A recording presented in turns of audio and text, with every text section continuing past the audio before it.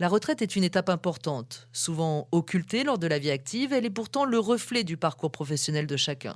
Mais qu'est-ce qu'un parcours professionnel? Comment se construit-il?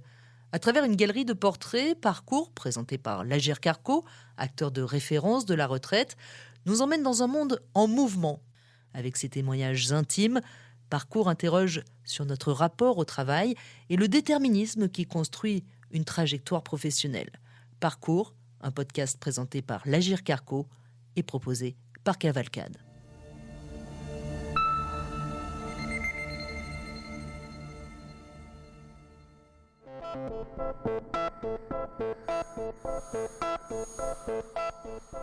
Il y a des histoires qui forcent l'admiration. Celle que vous allez entendre en fait partie.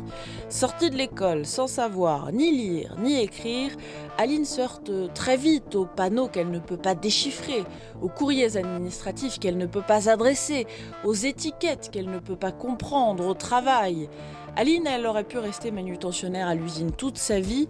Elle est allée beaucoup plus loin. Cette femme est l'une des 2,5 millions d'illettrés en France. Voici son récit.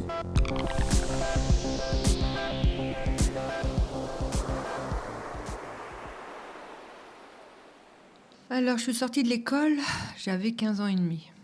Aucun diplôme, rien du tout. Voilà, même pas les compétences de base. Les gens autour de moi lisaient couramment et moi, je faisais semblant de lire, je n'y arrivais pas. Pourquoi? Tout simplement parce que j'étais dyslexique. Une côte normande, je pouvais pas, à 16 ans, je savais pas écrire ça, c'est tout. Il faut que je travaille pour vivre. J'avais une amie qui m'avait proposé d'aller travailler avec elle dans une usine toute récente. Ils ne voient pas mon manque de compétences et puis en plus, ça ne les intéresse pas. À l'époque, ils recherchent une personne qui est plutôt courageuse, assez solide pour vider des pétrins, pour travailler avec un laminoir, fabriquer des tartes toute la journée, voilà. Alors, dans cette usine, j'y suis restée jusqu'en 91. À peu près 14 ans dans cette usine. Alors, au bout d'un moment, mon corps est un peu usé, hein. Je commence à fatiguer du dos. Et on me propose un poste à Mantes-la-Jolie en cuisine, dans l'établissement de santé. Donc, j'accepte. Au début, je suis arrivée, je pensais que c'était juste uniquement pour faire la plonge ou la légumerie. Et en fait, avec le temps, il s'est avéré que, ben non, il fallait quand même fabriquer, il fallait lire les listings, écrire sur les échelles de fabrication. Enfin, il y avait toujours un stylo à utiliser, quoi. C'était pas comme en usine, hein. En usine, on n'a pas besoin. Alors du coup, devant tous ces listings, là je m'aperçois que mes compétences, elles sont parties vraiment, vraiment loin. Le peu que j'avais. Il a fallu réapprendre le mot carotte, ça prend 2 T, concombre, taboulet, comment que ça s'écrit. Oh là là, pour moi c'était, mon Dieu, que d'angoisse, que de stress. Alors quelquefois il y avait des mots tout simples, certes, mais quelquefois, selon les menus, les mots se compliquaient et j'avais déjà du mal à les prononcer. Donc les écrire, mon Dieu, les lire, mon Dieu. Et ben j'ai ramené à la maison les menus, les listings, pour les relire, pour les écrire aussi, surtout écrire les mots, pour essayer de les enregistrer au mieux. On fait de notre mieux, on enregistre une partie. Mais mot à mot, jour après jour, travail après travail, ça a porté ses fruits et j'ai déchiffré de mieux en mieux. Je déchiffrais avec l'habitude des mots, avec l'habitude des écritures des uns et des autres. Donc... en fait, au bout du compte, qu'est-ce qu'on sait faire? Une liste de courses, quoi. Mais c'est beaucoup de travail.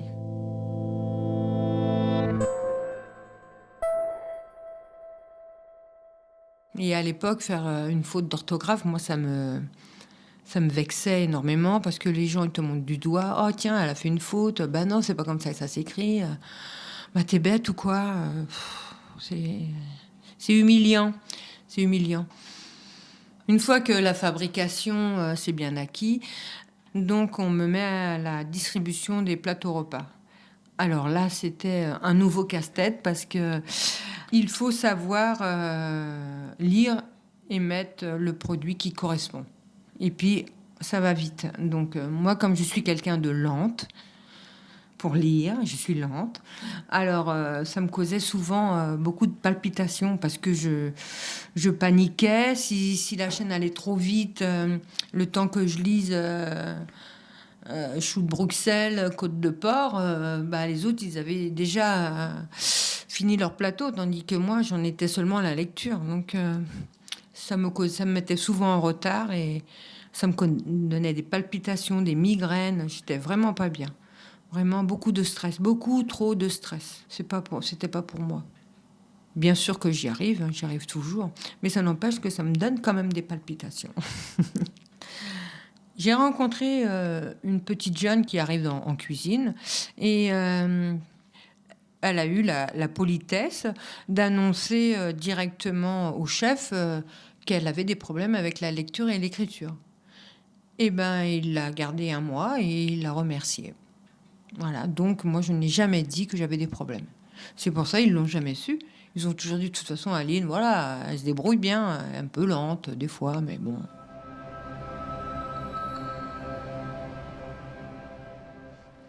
Avec le temps, la cuisine, tout ça, c'est quand même assez physique, hein, la lésion froide, porter les gamelles, l'ordinateur, tout ça, voilà. Bon, j'ai fait le tour, je m'ennuie un petit peu. Donc, je décide d'essayer d'être intendante hôtelière, de monter dans les étages, travailler. Et du coup, je pensais juste qu'il fallait servir les gens. Bon, les menus, les régimes, moi je connais. Je pensais pas aux autres problèmes qui allaient s'en écouler. Et heureusement, il faut prendre la tablette et aller dans la chambre des patients et lire le menu pour le proposer aux patients. Bonjour monsieur, est-ce que vous voulez manger des carottes râpées, des betteraves ou du thon mayonnaise ou un poulet basquaise? Lire ça devant les gens, toute seule là, comme ça, là, je trouvais ça infaisable. Je dis mon Dieu, dans quoi je me suis engagée? C'est pas possible, je vais pas y arriver. Alors dans l'office, je m'entraînais. Je prenais ma tablette et je faisais style qu'il y avait un malade devant moi et je faisais comme une pièce de théâtre, quoi. Bonjour monsieur, bonjour monsieur. Alors il fallait que je dise le bon nom de famille sans faire d'erreur. Donc il fallait s'entraîner pour ça. Et où vous désirez? Et je faisais vraiment la pièce de théâtre, quoi, jusqu'à temps que ça coule bien. Et ensuite j'étais partie pour faire mes 25 patients. J'ai fait de mon mieux. J'ai souvent rougi, je me suis souvent excusée parce que j'ai mal lu, proposé des trucs qui n'existaient pas. Mon Dieu. Mais bon, ça fait mal, hein, tout le temps au quotidien. Ouais. Si, c'est vrai, c'est une souffrance, une vraie souffrance. Une vraie souffrance au quotidien et on vit avec, en fait, comme si on avait un clou dans le pied. Voilà, on est boiteux, on sait pas tout. On sait pas tout ce qu'on devrait savoir. En fait, on manque de compétences et ça traîne. Ça part pas. Ça part pas parce qu'à chaque fois je me mets des challenges supplémentaires, donc il me manque tout le temps des compétences. Mais sinon après c'est un choix dans la vie. Tu restes à la planche toute ta vie, ou alors tu essayes de progresser. Jamais eu envie d'abandonner, du tout. Même encore, surtout pas, jamais.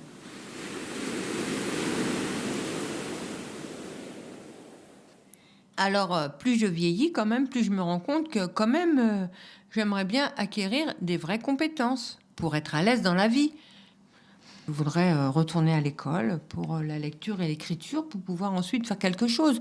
J'arrive à 50 ans et je vois tous les autres qui continuent à avancer, puis moi qui n'avance pas. Donc, j'aimerais bien décrocher une petite formation quand même pour m'aider un jour. Au total, j'ai fait 3 courriers. Mais je demande à mes enfants de faire ce courrier pour moi, parce que je suis incapable de faire une lettre correctement. Ils sont pas bêtes du tout, ils savent lire et écrire à l'aise. Je leur demande le courrier et je le recopie. Et il est tellement bien que forcément la direction, elle prend pas compte de mon courrier. Elle se demande de quoi j'ai besoin.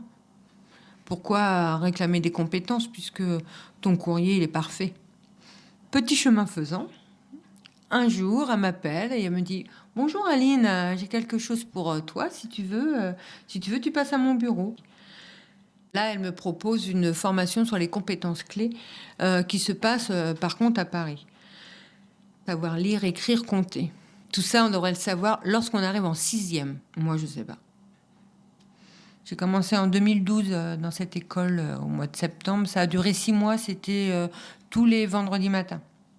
Et là, je découvre quelques personnes à peu près de mon âge, mais très peu, mais surtout des jeunes. Ça m'a choquée. Je ne pensais pas qu'à l'époque où on vit, encore, là, qu'il y avait des jeunes qui sortaient de l'école avec un manque de compétences. Parce que là, c'était des petits jeunes de 20 ans, 20, 22 ans. Et ils avaient la capuche sur la tête, ils avaient honte, ils n'étaient pas bien. Alors moi, le premier jour que je suis arrivée, je me suis sentie très mal. J'étais pas très à l'aise du tout. Mais ma pauvre vieille, qu'est-ce que tu fais là? Qu'est-ce que tu fais là? Ah, dans quoi tu t'es encore engagée? J'étais vraiment pas bien. J'avais honte, j'étais pas bien du tout. Mais bon, ça m'a rassurée parce qu'en fait, il n'y avait pas un qui était mieux que l'autre. Et ensuite, ça a duré 6 mois et de vendredi matin en vendredi matin, les capuches des jeunes sont tombées, les sourires se sont affichés et on passait des très bons vendredis matins. On rigolait de nos bêtises, de nos erreurs, on rigolait de nos incompétences, de notre non-savoir, tandis que quelquefois, il y en avait un qui savait, l'autre qui savait pas. C'était toujours des grands échanges. Ça nous a tous aidés, ça nous a tous ouvert les yeux sur une vie qui est encore devant nous et on peut croquer. C'est pas la peine d'avoir peur de faire des fautes d'orthographe. Le principal, c'est d'avancer. Alors, quand je sors de là, j'ai juste une attestation de compétences. Donc, je suis assez contente, quand même. J'ai plus honte de me tromper, je me suis ouvert l'esprit. Et ça, c'est déjà la première barrière. Pour être bien, il faut déjà faire tomber la honte. Et ensuite, bah oui, bien sûr, j'ai beaucoup travaillé. Ça rentre, c'est pas parce qu'on manque de compétences qu'on est bête, ça peut rentrer, même très bien. Sauf que c'est un peu court, 6 mois. Et bah, ça me suffit pas. Moi, j'aimerais bien avoir un petit CAP, un petit quelque chose. Et donc, j'ai passé une VAE. Je me suis mis à ma VAE. J'avais 52, 53 même. Ouais, c'est ça. Comme moi, j'ai toujours travaillé dans la restauration. J'étais intendante hôtelière. Donc, je voulais faire un CAP d'hôtellerie.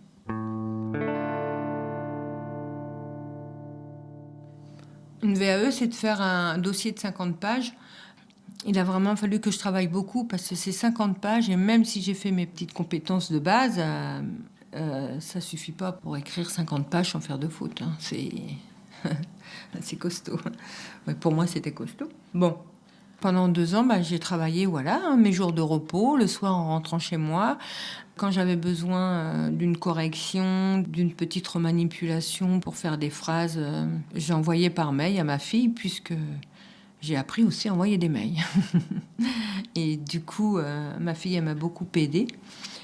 Quand j'ai présenté mon livre aux inspecteurs, là, ils étaient ravis de voir un beau livret, bien conçu, avec des belles photos, gai, agréable à lire. L'entretien a duré une demi-heure. Et puis, ils m'ont félicité de mon livret et ils m'ont même demandé de ne pas m'arrêter là. Mais j'ai dit, mais si, j'arrête. C'est trop dur, le bac, je ne peux pas. Et je ne sais pas parler anglais. Et j'ai eu mon CAP. Et je suis très fière, même si c'est qu'un CAP, qu'importe. Qu'importe parce que c'est le challenge. Et puis j'ai gagné. Eh ben oui.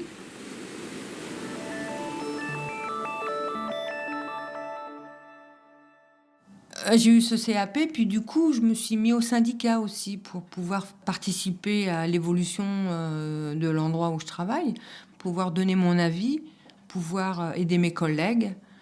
Et je m'y sens bien, j'écris tous les jours, je lis tous les jours, parce qu'il faut bien écrire les mails, répondre aux courriers, lire les courriers. Quelle évolution! C'est incroyable. On m'aurait dit que j'aurais fini derrière un bureau, j'aurais dit, poup, c'est pas possible, pas moi, pas derrière un bureau, quel cauchemar! Alors bien sûr, je fais des fautes, tout le temps. Mais maintenant, j'accepte de faire des fautes. Donc, j'ai ma collègue, elle est gentille, je lui suggère de me corriger. Je lui dis, tu peux corriger mon mail? Et voilà, elle corrige. Et ça se passe très bien. À l'époque où on vit, ça ne devrait plus être permis d'avoir des manques de compétences. Si vous manquez de compétences de base, là, à ce jour, vous pouvez aller dans plein d'endroits, vous faire aider et ensuite acquérir des compétences et puis être des femmes libres. C'est ça la liberté, c'est de pouvoir lire, écrire, se débrouiller toute seule, sans quelqu'un. De pas savoir lire et écrire correctement, qu'est-ce qui se passe? Ça met des bâtons dans les roues, on ne peut rien faire. Je pense que je suis une conquérante de son époque, avec ses trous, avec ses creux, avec ses hauteurs. Le savoir, c'est comme conquérir quelque chose. Faut toujours aller plus haut. Quand j'étais gosse, je voulais faire du théâtre. C'est dingue, faire du théâtre. Qu'est-ce qu'il faut faire? Il faut savoir lire.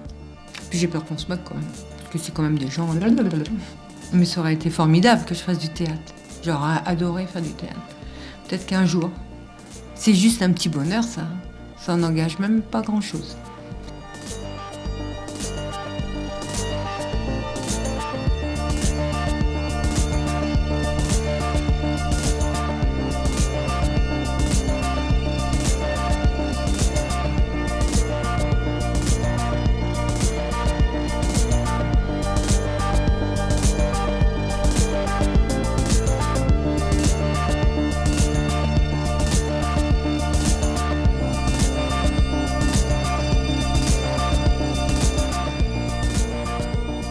Vous venez d'écouter un épisode de la série Parcours. Si vous avez aimé, vous pouvez vous abonner sur Apple Podcast ou sur votre plateforme d'écoute préférée. Votre avis nous intéresse, alors n'hésitez pas à nous mettre plein d'étoiles et à commenter. On a hâte de vous lire.